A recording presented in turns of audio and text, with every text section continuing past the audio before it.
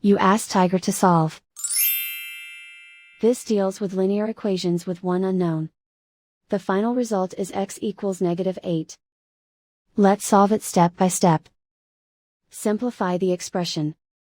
Expand the parentheses. Simplify the arithmetic. Group like terms. Simplify the arithmetic. Group all constants on the right side of the equation. Subtract 4 from both sides. Simplify the arithmetic.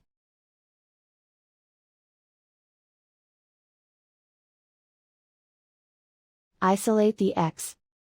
Divide both sides by 3. Simplify the fraction. Find the greatest common factor of the numerator and denominator. Factor out and cancel the greatest common factor.